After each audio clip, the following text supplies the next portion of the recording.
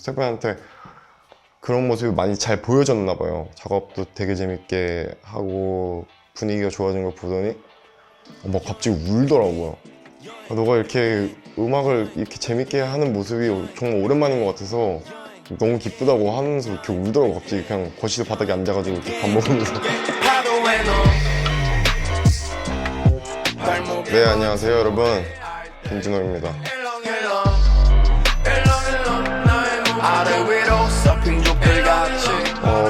그 당시 때 이제 군대 전역하고 나서 되게 고립된 상태였어요. 뭐 친구들, 그다음에 뭐 팬들, 모든 측면에서 내가 없는 세상에 이제 적응이 다 돼 있는 상황이잖아요. 이 일을 하면서 이렇게 약간 뭔가 이 힙합씬이나 아니면 혹은 뭔가 이런 연예계 같은 쪽의 일을 하다 보면은 마치 젊지 않은 혹은 엄청 어리지 않은 내 자신이 좀 쓸모없다고 느껴질 때가 좀 종종 많이 찾아오는 것 같거든요. 순간순간. 어디서 인터뷰를 하고 군대에서 막 나왔을 때 그때 있던 스태프분들 중에 한 분이 이제 저한테 이제 인터뷰 끝나고 밥 먹으면서 했던 말이, 빈준호 씨 근데 막 2년 안에 안 나오면은 힘들 것 같다 막 이렇게 얘기를 하더라고요. 그래서 그때 되게 좀 엄청 좀 주눅 들고 그랬었는데, 그 말 때문에 생각해보면은 씨발 뭐 2년 안에 1년 안에 3년 안에 뭐 누가 정해줘? 그거 뭐 그냥 내 시간을 좀 더 갖는 게 가져도 될 것 같은데, 이런 생각도 들고, 인생은 길고 하니까 짧으면서 또 길 땐 또 길 수도 있는 거니까 그냥 충분히 내 시간을 보내자, 이거가 제일 컸던 것 같아요. 그 다음에 같이 작업하던 사람들도 너무 오래전부터 작업하던 사람들이다 보니까 어떤 조금 좀 새로운 게 덜 했던 그런 느낌도 좀 있었고, 그래서 어떻게 하지? 막 이런저런 고민들이 많았었는데, 그냥 그때 했던 생각은 그냥 한 100곡 일단 만들고 거기서 다시 생각해보자 하고 해서 그냥 혼자서 막 이렇게 곡을 쌓았거든요. 그러다가 이제 바나랑 이제 만나게 되고 그동안 작업했었던 것들을 이제 들려줬었죠.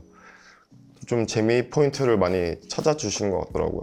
그래서 잘 맞겠다 싶어가지고 그때부터 그때 만들었던 100곡을 토대로 여기서부터 다시 빌드업을 시작을 하게 됐었고, 어느 시점에는 이거 오랫동안 준비하다 보니까 이거 굳이 내야 되나?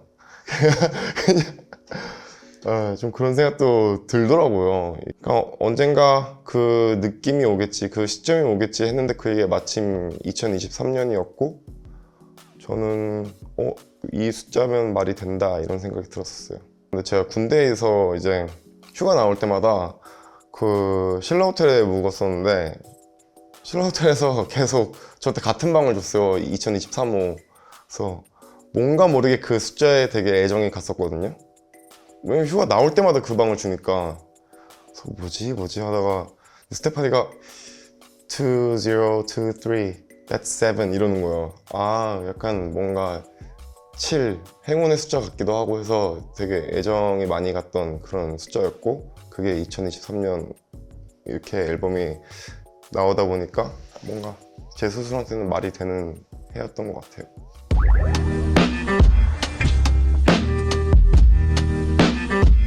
뭐 군대 갔다 오고 나서 지금까지 있었던 일들, 그때까지 했었던 생각들, 이런 것들이 많이 모여있는 앨범인 것 같아요. 그냥 제 음악을 사실 들어보면 예전 것들도 그렇고 그냥 딱 어느 기간부터 어디까지의 제 약간 일기 같은 그냥 제 기억들, 그리고 그때를 살면서 있었던 일들, 생각들, 이런 것들이더라고요. 저의 대주제는. 왜냐면 제가 처음에 랩 시작했을 때도 일기장에서 시작했거든요. 일기는 쓰기 싫은데 초등학교 때 내가 하고 싶은 거는 랩 쓰고 싶고 랩하고 싶으니까 일기장에다 가사를 써서 이제 선생님한테 이제 제출을 했었죠. 지금 생각하면 진짜 말도 안 된다. 내 일기를 왜 봐? 근데 그때 이제 고맙게도 그 초등학교 담임 선생님이 그거를 되게 독려를 많이 해주셨어요. 오, 이런 거 좋다. 근데 이런 단어는 좀 안 쓰면 안 되겠니? 막 이런.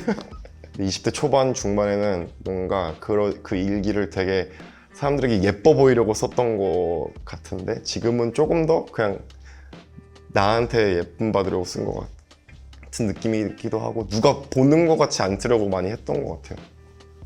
침대에서는 정말로 막 우울했을 때 그다음에 막 스테파니가 엄청 우울했던 한 주를 보내고 나서 그리고 그러고 나서 막걸리 이렇게 클래스 하면서 막걸리 같이 만들면서 또 다시 행복을 찾았을 때 막 그런 과정을 겪었던 주가 있었는데 그런 것들이 이제 노래에 나온다든가 크라임도 되게 재밌었어요. 작업할 때 스테파니 이게 처음 만났을 때 그때의 일기인 것 같아요. 그날 그냥 스테파니를 처음으로 만나서 이제 같이 막 한강 걷고 막 그랬을 때거든요.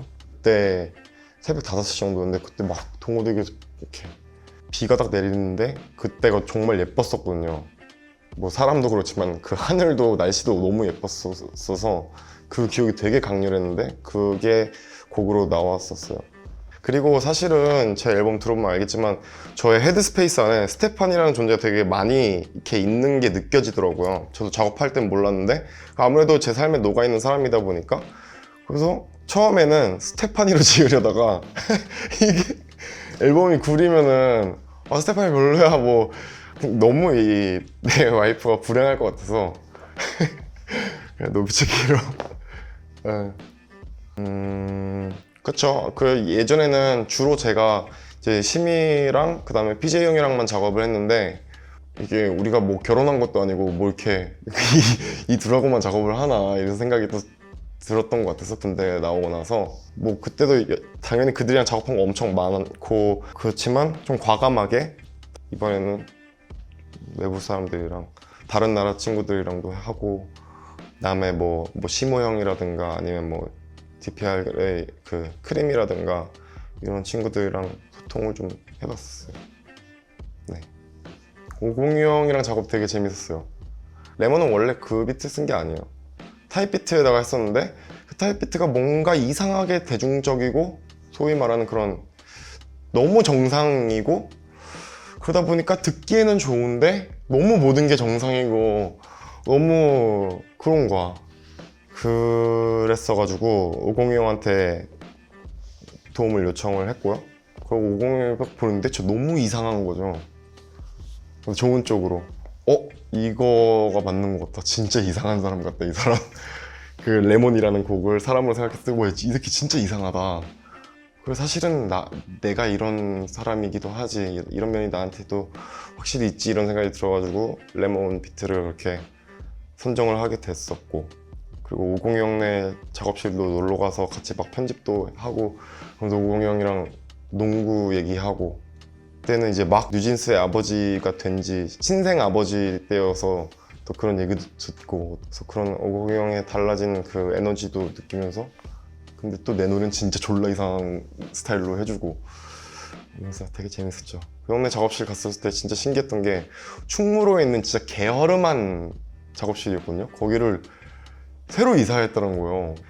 정말 허름한 화장실에 막 그 싱크대도 없고 막 이렇게 틀면 막 바닥에 물 떨어지는 데서 막 바가지 있고 진짜 그런 거 사진 찍고 되게 멋있었어요.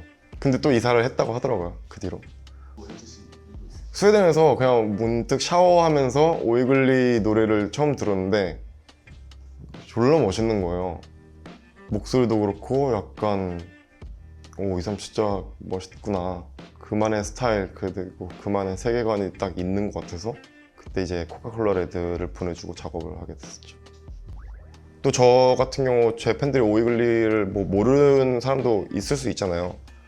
그러다 보니까 약간 뭔가 오이글리의 광고를 먼저 하나 때리고 그 다음에 코카콜라 레드를 들려주고 싶었어요. 그래서 오이글리한테 님이 갖고 있는 노래들을 좀 보내달라 해서 근데 그거 그냥 자기가 가사도 안 쓰고 한 거라서 막 그렇다고는 하는데 내가 듣기엔 너무 좋아서 보컬 파일을 좀 보내달라고 했더니 그것도 없대요. 그냥 데모로 한 거라서 오케이 그러면 그냥 이거 그대로 씁시다. 그냥 그 파일 자체로 넣은 거예요. 대중성은 빡이야 없지 않겠지만 그게 전부는 아닌 것 같더라고요. 그리고 그게 전부면은 제가 재미를 못 느꼈을 테고 하다 보니까 그냥 자연스럽게 너무 이렇게 대중성에 치우치지 않는 마인드셋으로 작업을 했던 것 같아요. 그 대중성이라는 게 잘 모르겠네요. 좀 싫은 것 같아요. 그 대중성이라는 그 방향성이 그 말 말고 다른 말도 있을 것 같은데 저를 좋아하고 그 사람들이 이렇게 이 원이 있다고 하면은 이 바깥으로 갈수록 어떤 그런 우리가 소위 말하는 대중이라는 그런 성향이라면은 좀 더 안쪽에 있는 좀 더 저에 대해서 더 매니악한 친구들이 있을 것 같은데 그냥 그 친구들이 좀 좋아했으면 좋겠다라는 생각을 많이 했던 것 같아요. 그냥 많이 생소할 것 같아서 그냥 마음을 열고 봐줬으면 좋겠다? 인 것 같아요.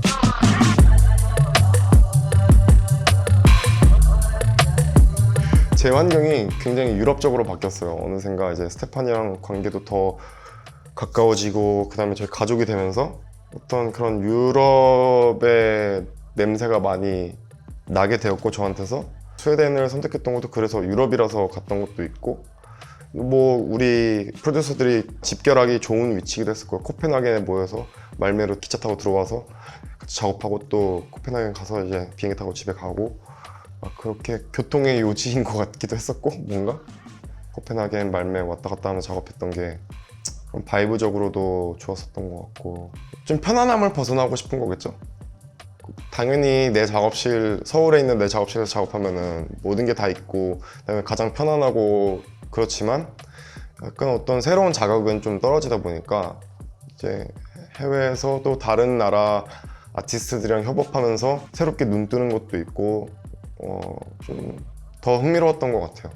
이제 메인 스튜디오룸이 있고 하나 더 가면 되게 작은 방이 있어요. 거기가 이제 제 방이었는데 그 혼자 막 이렇게 저렇게 하고 있는데 막 잘 안 되는 거야. 그러다가 이제 파라트라고 이제 아프가니계 독일인 친구가 프로듀서가 있는데 그 친구가 내 방에 한번 들어오더니 뭐 하냐 그래서 지금 작업하려고 하는데 잘 안 된다 그랬더니 너 지금 생각하고 있는 것 같다. 너무 생각 많이 하지 마. 음악은 그냥 재밌게 해야지. 그게 저한테 또 되게 중요했던 그런 바보 같은 모먼트였던 것 같아요. 너무 자꾸 생각하려고 하고 뭔가 정답이 있을 거라고 생각하니까 더 뻣뻣해지고 가끔 너무 뻣뻣해질 때가 많잖아요. 그냥 사람을 만나서 사람을 대할 때도 너무 잘 보이려고 하면은 그냥 좀 부자연스럽고 좀 그렇게 되듯이 음악도 좀 그런 것 같더라고요. 다들 그럴 때 있잖아요. 학교에서 친구만 사귀다가 이제 외부에서 친구도 사귀게 되고 그런 친구들 또 만나고 또 학교 돌아오고 막 그런 느낌이었던 것 같아요. 좀 그래서 재밌었어요. 좋았고 작업하면서 막 비트도 엄청 많이 받을 수 있고 그 다음에 여러 가지 막 아이디어들도 많고 이제 저의 스타일이라든가 그런 것들에 대해서 공감도 잘 되는 것 같고 그래서 그런 커넥션이 좀 이어지는 것 같아서 되게 재밌게 작업을 했었거든요. 그래서 스테판한테 그런 모습이 많이 잘 보여졌나 봐요. 작업도 되게 재밌게 하고 분위기가 좋아진 걸 보더니 막 갑자기 울더라고요. 그래서 그 순간에 되게 울어? 왜 울어? 그랬더니 너가 이렇게 음악을 이렇게 재밌게 하는 모습이 정말 오랜만인 것 같아서 너무 기쁘다고 하면서 이렇게 울더라고. 갑자기 그냥 거실 바닥에 앉아가지고 이렇게 밥 먹으면서 되게 그만큼 이제 그냥 정말 재밌는 인풋이 많았었고 너무 좋은 경험들도 많이 했고 친구들도 이렇게 새롭게 사귀고 여러 세계 곳곳을 또 돌아다니면서 멋진 사진도 많이 찍고 감사한 시간이었던 것 같아요.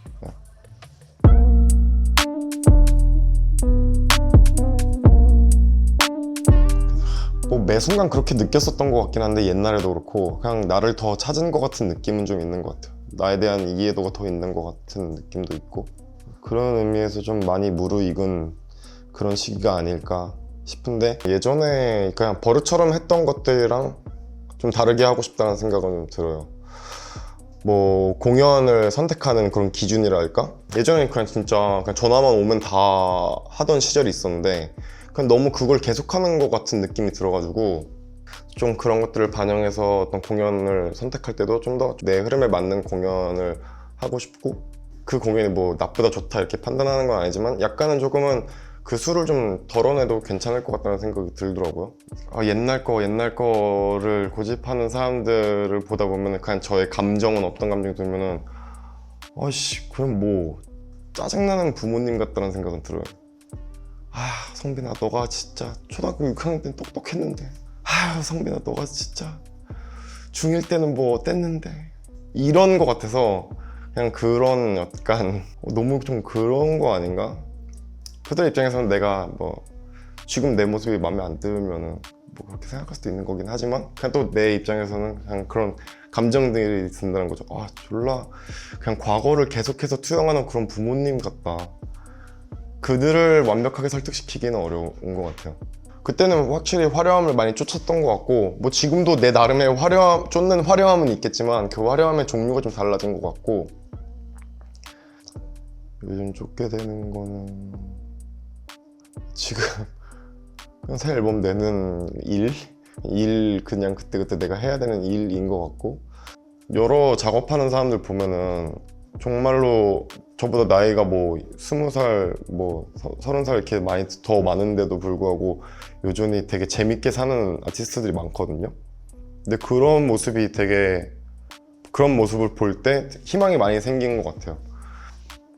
올해 계획은 일단 콘서트를 하고 싶고요. 또 이 앨범 말고도 또 다른 음악들도 좀 내고 싶고, 또 이렇게 길게 했던 거가 있으니까 또 그 다음은 좀 더 빠르게 될 수 있는 것들이었으면 좋겠다 이런 생각이 드네요. 네.